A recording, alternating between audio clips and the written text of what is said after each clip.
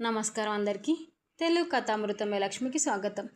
ఈరోజు బారిష్ట పర్వతీశం 5వ భాగం స్టోరీలో స్టార్ట్ అవుతుంది. రాత్రంతా ఏవేవో ఆలోచనలతో కలతలతో నిద్ర పట్టిందో లేదో అని తెలియని స్థితిలో ఉండగానే తెల్లవారింది. నేను లేచి కాలకృత్యాలు తీర్చుకునేటప్పటికీ మా నాన్న స్నానం చేసి జపానికి కూర్చోబోతున్నాడు. నన్ను చూసి, లేచవా నాయన, చూడు, ఒక మాట పొలం వెళ్ళి ఆ పని ఈ పని అని 15 రోజుల వరకు ఊపిరి తీసుకోవడానికైనా తీరిక లేకుండా ఏవేవో పనులు పురమాయించాడు. ఇక నుంచి నేను సభలు సందర్భాలు మానుకొని ఇంటి పట్టున ఉండమని దీని భావమై ఉంటుంది అని నేను ఊహించాను. నేనేమి మాట్లాడలేదు. ఆయన మౌనంగా జపాని కూర్చున్నాడు. నేను చెద్దనానికి కూర్చొని అది కాగానే పొలానికి బయలుదేరాను. పొలానికి వెళ్ళాలన్న మాటే కానీ అక్కడ ఏ పని మీద నా మనసు పోలేదు. నా శరీరం మటుకు పొలంలో ఉన్న బుర్ర మాత్రం నర్సాపురంలో ఉండిపోయింది.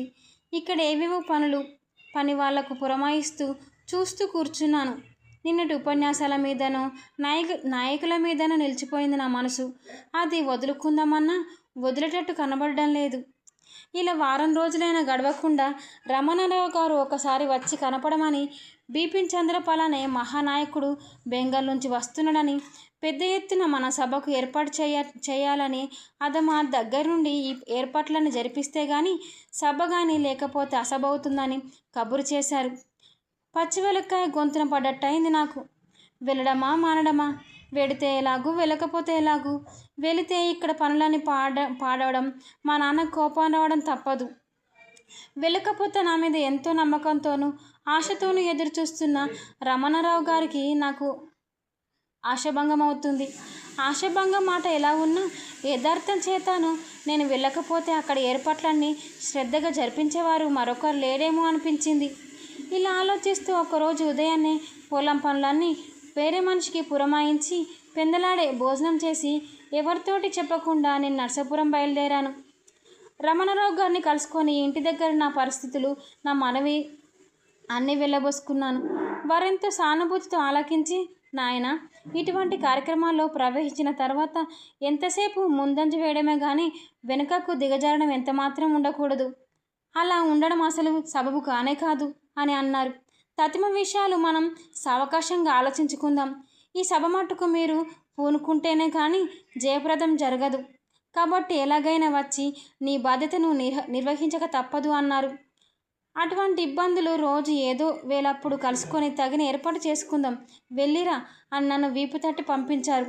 నేను ఉత్సాహంలో మనం ఎన్ని ఆటంకాలైనా ఎదుర్కొని కార్యభారం వహించకపోతే దేశమేమో నాశనమవుతుందేమో అన్నంత భావోద్రేకంతో, భయంతో తొందరగా ఇంటికి వెళ్ళాము. అక్కడి నుంచి రోజు ఏదో సమయంలో నేను నర్సాపురం వెడుతూ రమణరావు గారితో సంప్రదిస్తూ ఇక్కడ ఏర్పాట్లన్నీ చూస్తూనే ఉన్నాను. మా నాన్నగారు ఇవన్నీ ఒక కంట కనిపెడుతూనే ఉన్నారు కానీ ఒక్క మాట కూడా ఒకనాడు ఇదేమిటి అని నన్ను అడగడం లేదు, నేను చెప్పను లేదు. ఆఖరికి సభ రానే వచ్చేసింది. ఆ రోజు ఉదయాన్నే చద్దనం తిని రాత్రి దాకా ఇంటికి రానని మా అమ్మతో చెప్పి ఆవిడకి ఏదో అంటుంటే వినిపించుకోకుండా మరి నర్సాపురం పరిగెత్తాను. ఆదరబాదర నర్సాపురం చేరుకొని రమణరావు గారిని కలుసుకున్నాను.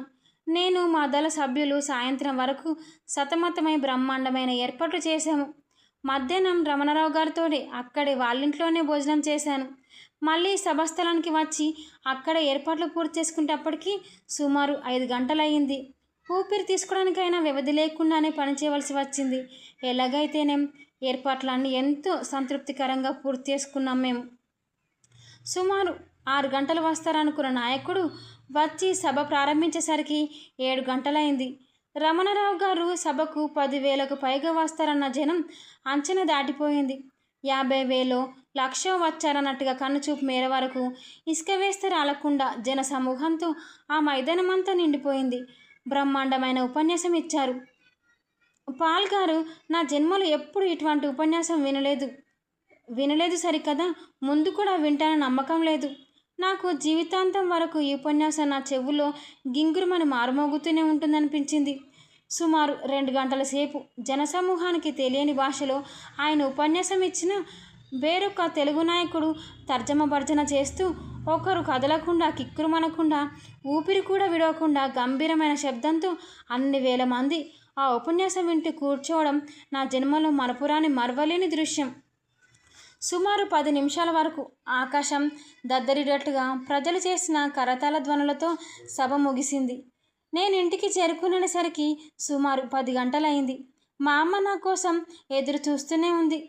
వీధి గుమ్మంలో కూర్చొని నేను వస్తుంటే చూస్తూనే ఉంది. నా వెనుక వస్తున్న జనాన్ని చూసి మా ఊరంతా సభకు వచ్చిందా అనిపించింది. నేను ఇంటికి వచ్చి స్నానం చేసి మౌనంగా మా అమ్మ ఎన్ని అడిగినా సమాధానం చెప్పకుండా భోంచేసి వెళ్ళి పడుకున్నాను. అప్పటి వరకు మెలుగుగానే ఉన్నారు మా నాన్న. మా నాన్న లేచి యువతలకు రాలేదు, నన్ను పలకరించనూ లేదు. ఉరుములు, పిడుగులు, తుఫాన్లు తెల్లవారిన తర్వాత కానీ రావని నిశ్చయం చేసుకుని హాయిగా వెళ్ళి పడుకున్నాను. ఈ స్టోరీ మీకు నచ్చినట్లయితే లైక్ చేయండి, షేర్ చేయండి.